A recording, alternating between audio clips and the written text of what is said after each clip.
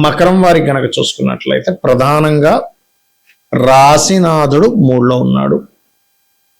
అయితే ఇక్కడ మనకి ఈ యొక్క ఎపిసోడ్లో మనం చెప్పుకునేది ఏంటంటే ఈ యొక్క విషయం ప్రత్యేకంగా రవి సూర్య భగవానుడు పంచమ స్థానం నుంచి 6వ భావంలోకి వెళ్తున్నాడు.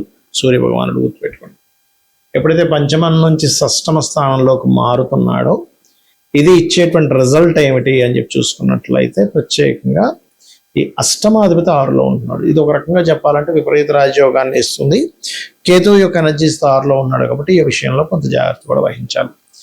ఈ యొక్క విషయాలు చెప్తుంది నేనైనప్పటికీ చెప్పిస్తుంది సాక్షాత్ లలిత అమ్మవారిగా భావిస్తూ ఆ లలితాంబిక అమ్మవారి యొక్క అనుగ్రహం మీకు పరిపూర్ణంగా కలగాలని మనస్ఫూర్తి కోరుకుంటూ ఇక్కడ గమనించినట్లయితే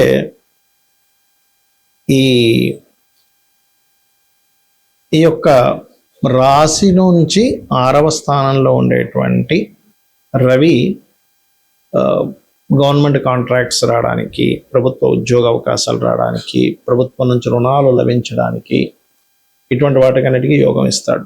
కాకపోతే కొంచెం హెల్త్ విషయంలో డైజెషన్ పార్ట్ సంబంధించినటువంటి అంశాలలోని కేతువు యొక్క ప్రభావం ఎప్పుడైతే 6వ భావంలో ఉన్నాడో ఈ కేతు ప్రభావం వలన మీకు కలిగేటువంటి ఫలితాలు ఏమిటి అని చెప్పి చూసుకున్నట్లయితే ఇది కొద్దిగా అంటే ఈ కాంబినేషన్ ఏదైతే ఉందో కేతువుకి సంబంధించినటువంటిది ఏదైతే ఉందో ఇక్కడ కొంచెం అంటే రుణాల వల్ల కూడా కొంతవరకు మీకు ఆటంకాలు ఏర్పడే ఛాన్సెస్, కొంత ఇబ్బంది పడే ఛాన్సెస్ ఉంది. కాబట్టి కొంచెం ఎవరికైనా రుణం ఇచ్చేటప్పుడు లేకపోతే ఆదివారాలు ప్రత్యేకంగా ఏదైనా డయాగ్నోటిక్ చేయించుకునేటువంటి విషయంలో హెల్త్ విషయంలో మంగళవారం ఆదివారం ఈ విషయాల్లో కొద్దిగా జాగ్రత్తగా ఉండండి.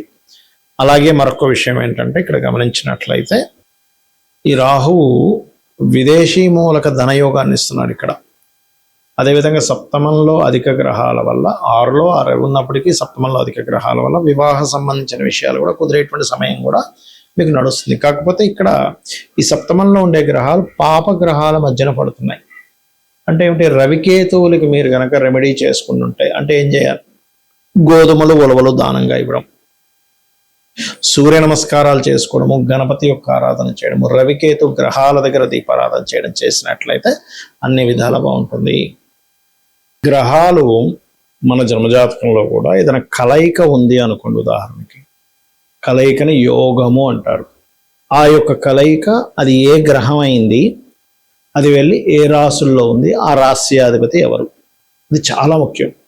ఒక రాశిలో ఒక గ్రహం ఉన్నప్పుడు అక్కడ 3 విషయాలు అది చెప్తుంది.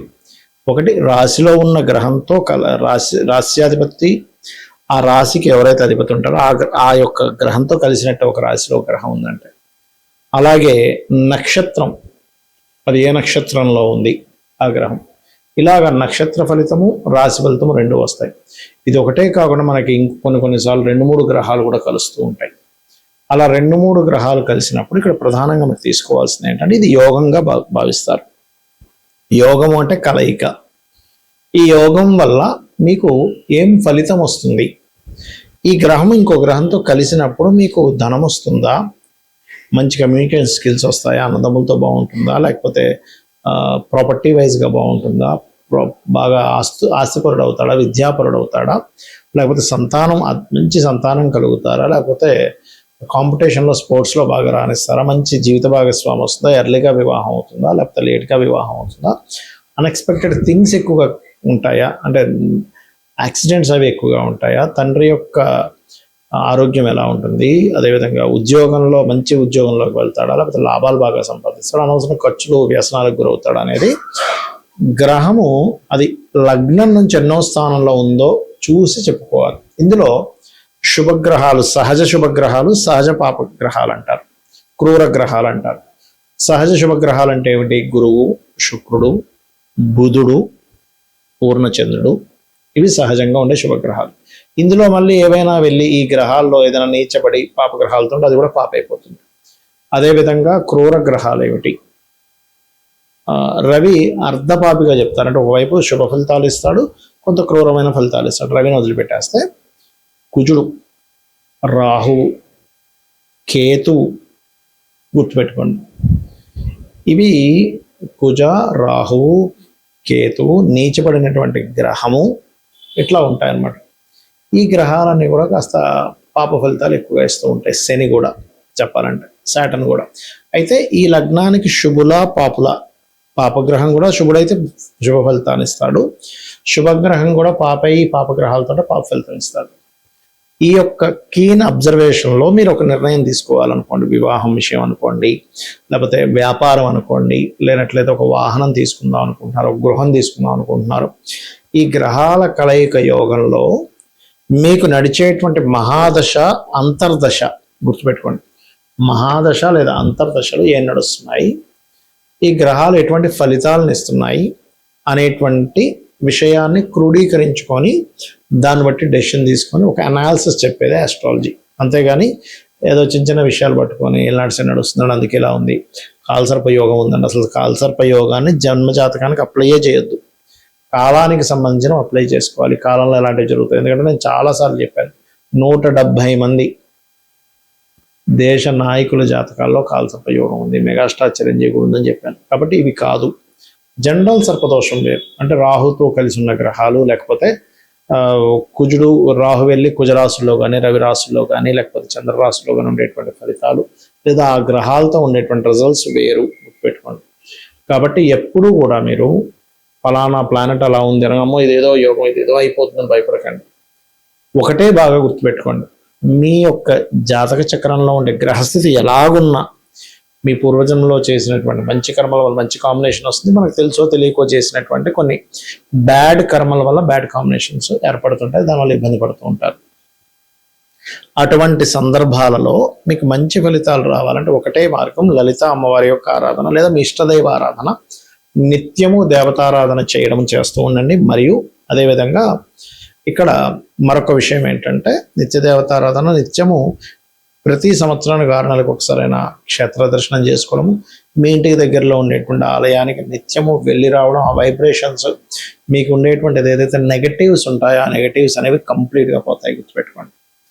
ఇలా కనుక మీరు చేసినట్లయితే ఖచ్చితంగా బాగుంటుంది. సో 2 గ్రహాలు కలిసినా, ఒక గ్రహం ఒక రాశిలో ఉన్నా, ఏ నక్షత్రంలో ఉన్నా దానివల్ల ఒక యోగం పడుతుంది.